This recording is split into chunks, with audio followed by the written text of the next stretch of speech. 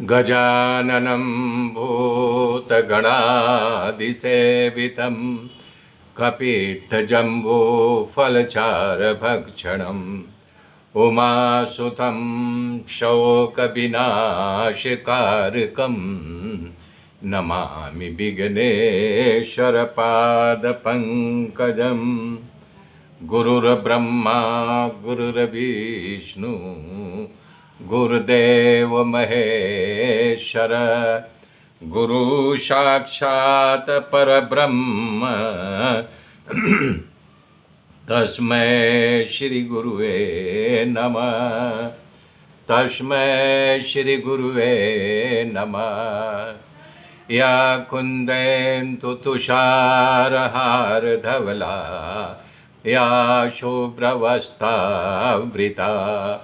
या वीणा वरदण्डमण्डितकरा या श्वेतपद्मासना या ब्रह्माच्युतशङ्कर पवित्रवीर्देवैः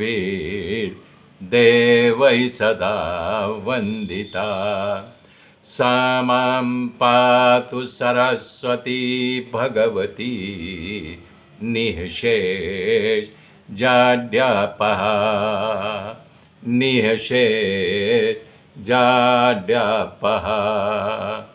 हरिः हरिः ओम।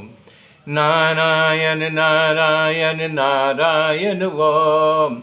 नारायण नारायण नारायण ओम। श्रीमन्नारायण श्रीमन्नारायण नारायण नारायण ओम। नारायण नारायण नारायण ओम। नारायण नारायण नारायण ओम। हरिः ओम। ओम नमो भगवते वासुदेवाय। मेरे मित्रों, कल मैंने बताया था कि वहाँ देवर्षि नारद जी भी आ गए। भगवान ने उनका स्वागत किया। ब्राह्मण भक्त थे भगवान, और वहाँ पर सब इकट्ठा पहले ही थे। तो वसुदेव जी ने देवर्षि से पूछा कि आप मेरी प्रार्थना सुनो। हे प्रभु, ऐसा कौन सा कर्म है जिस कर्म को करने से कर्म वासना का विनाश हो सके। नारद जी ने कहा कि हे वासुदेव, गंगा किनारे बसने वाले तीर्थ में शुद्ध होने के लिए लोग जाते हैं और आते हैं। ये तो तुम कर ही रहे हो। तुम्हारे घर में पुत्र तरीके विराजमान भगवान श्री कृष्ण संसार आदि के कारण हैं। आपके प्रश्नों का यही उत्तर हो सकते हैं। आप उनकी सेवा, उनका भजन, उनका ध्यान धरो। सुखदेव जी कह रहे हैं, फिर भी ऋषियों कर्म वासना से छूटने के लिए उपाय तरीके यज्ञों का अनुष्ठान रूपी विष्णु की पूजा का आदेश किया है, और कहा है कि महाराज, इसके द्वारा देव ऋण से मुक्त होकर के गृह का त्याग करके तुम भगवान मैं बन जाओगे।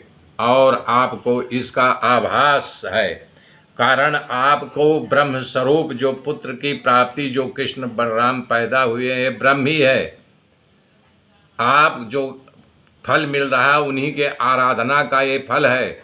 उसके बाद वसुदेव जी वहाँ उपस्थित सभी ऋषियों का वंदन करके विष्णु भगवान के यज्ञ की पूजा रूप यज्ञ का प्रारंभ किया। ब्राह्मणों को खूब दान और गोदान दिया। यज्ञ के समाप्ति पर स्नान किया और महात्माओं को विदा किया। वर्षा ऋतु की तैयारी हो गई थी, तब परिवार जनों के साथ वसुदेव जी द्वारिका आए। उसके बाद बहुत समय व्यतीत हो गया। सुखदेव जी कथा का विस्तार करते हुए कह रहे हैं कि श्री कृष्ण और बलराम कि एक दिन बलराम अपने नित्य क्रिया से परवार करके अपने माता पिता के पास गए और देवकी वसुदेव जी को प्रणाम किया, उनका चरण वंदन किया। वसुदेव बहुत समय से सुनते आ रहे थे कृष्ण साक्षात परब्रह्म है, भगवान की महिमा उन्होंने सुन रखी थी। तब अद्भुत पराक्रमों को देखा भी था। इसलिए भगवान श्री कृष्ण ने कहा कि ये सब आनंद देने वाले श्री कृष्ण और बलराम, आप महायोगियों के योगी, मैं जानता हूँ तुम दोनों समग्र संसार के कारण का भी कारण हो और पुरुष परमात्मा हो। इस संसार का आकार और इसका निर्माता कौन, इस निर्माण सामग्री कौन है, या इस जगत की स्वामी कौन है, ये किसके इशारे पर चल रहा है। हे कृष्ण, हे बलराम, ये सब तुम ही हो। हे कृष्ण, इस संसार में और भोग भोगने वाला दोनों तुम्हारा ही स्वरूप है। भोगी और जोगी तुम ही हो। इस संसार की रचना तुमने ही किया है, इसमें आत्म स्वरूप में तुम ही बसे हो। हे कृष्ण, मेरे सत्कर्मों के आधार पर मुझे दुर्लभ एवं मनुष्य देह मिला है, पर ये संसार की ममता की फांसी मैं बंधा हूँ और असावधानी में अपने आप समय बीत रहा है। हे कृष्ण, हे बलराम, मैं जानता हूँ कि तुम मेरे पुत्र नहीं हो। पृथ्वी का भार उतारने के लिए अवतार लिया है, बात तुमने मुझसे बताया था कि हे क्षण में आए हुए कल्याण करने वाले, मैं तुम्हारे क्षण में आया हूँ, मेरा कल्याण करो, मेरी आसक्ति को निर्मूल करो, जड़ से उखाड़ दो। वसुदेव जी के शब्दों को सुन करके भगवान श्री कृष्ण ने कहा कि हे पिताजी, मैं आपका ही पुत्र हूँ। हे तात, आप मेरे माता पिता भाई बलराम सब द्वारिकावासी, ये सभी प्राणियों सभी ब्रह्म स्वरूप ही हो। आपकी बात बिल्कुल सत्य है। हे पिताजी, आत्मा एक ही है, पर गुणवाला होने कारण अलग अलग रूपों में अलग अलग ढंग से दिखाई दे रही है। भगवान कह रहे हैं कि ये मेरे मुख से ज्ञानमय शब्दों को सुन करके वसुदेव जी ने विचारहीन बन करके चुप हो गए। तब सामने बैठी माँ देवकी जी नजदीक जा कर के भगवान ने कहा, हे माँ, तुमको निमित्त बना करके इस मैं संसार में लीला करने के लिए आया हूँ। मैं तुम्हारा पुत्र हूँ, तुम्हारी कोई इच्छा हो बाकी तो बताओ माँ, मैं पुण्य करूँगा। भगवान का वचन सुन करके देवकी को याद आ गया कि अपने गुरु पुत्र जो उनका मर गया था, संदीपनी गुरु का, तो उसको यमलोक से ला करके गुरु माता को दिया था। ये घटना उनको याद आ गया।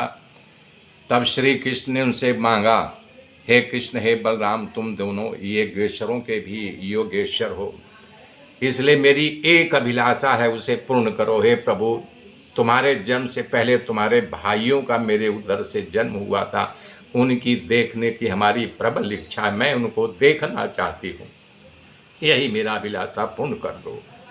उनका दर्शन करके हमारी सारी मनोकामना पूर्ण हो जाएगी। अपनी माता देवकी की बात को सुन करके भगवान सूतल लोक में बलि राजा के पास गए। बलि राजा उन्हें देख करके दौड़ते हुए उनके पैरों पर गिर गया, उनका स्वागत किया, उनका पैर धोया और रोने लगा पैर धो करके। हा, जब वामन देव बने थे भगवान का तब पैर धोया था, और आज कृष्ण अवतार में भी हमारा सद्भाग्य देखो, हमारा पुरुषार्थ देखो, आज कृष्ण अवतार में कृष्ण का भी मैं पैर धो रहा हूँ। हे भगवान, आपका दर्शन सर्वदा कल्याण कारक होता है, और जो प्राणी मात्र को दुर्लभ है फिर भी किसी पर आप कृपा करके उनको आप श्री पुरुष का दर्शन देते हो, तो आपका करुणामय ही है, ये करुणा है और कुछ नहीं है। प्रभु, सतगुण प्रधान देवता भी आपका दर्शन नहीं कर सकते, तो तामस प्रकृति वाले हमारे जैसे कि आपकी कृपा होगी तभी तो दर्शन होगा। इस तरह से बलि राजा ने स्तुति किया। भगवान श्री कृष्ण और बलराम जी खुश हो गए। भगवान श्री कृष्ण ने कहा कि हे बलि, पूर्वे स्वयंभू मनवंतर में ब्रह्मा जी के पुत्र मरीचि ऋषि की पत्नी उर्णा के द्वारा 6 पुत्र देव थे। जब ब्रह्मा जी अपने पुत्री सरस्वती पर कामोहित हुए थे, उस समय ये मजाक उड़ाया था, तो ब्रह्मा जी के श्राप से ये जो है राक्षस हुए। योग माया ने तब ये योनि प्राप्त हुई, हिरण्यकशिपु के पुत्र हुए थे। तो हिरण्यकशिपु के जब पुत्र होने के बाद जो है फिर जब इनका एक जन्म हुआ है, तब योग माया ने माता देवकी के गर्भ में इनको प्रस्थापित किया। अब हमारी माता इनको देखना चाहती है, इसलिए हे बलि, इन पुत्रों को आप दीजिए। सुखदेव जी कहते हैं उसके बाद बलि राजा ने 6 पुत्रों को भगवान को दिया। उन्हें लेकर के भगवान माता देवकी के पास आकर के माता जी को दिया। अपने पुत्रों को देखकर माता देवकी का हृदय में जाने प्रेम की बाढ़ आ गई हो। बारंबार अपने पुत्रों को अपने सीने से लगाती, उनका चुम्बन करती। सबको देखते देखते अपना स्वरूप बन करके देवलोक की यात्रा प्रारंभ कर दिया। मेरे मित्रों, आगे की गाथा कल जोड़ूंगा, तब तक के लिए जय श्री राम।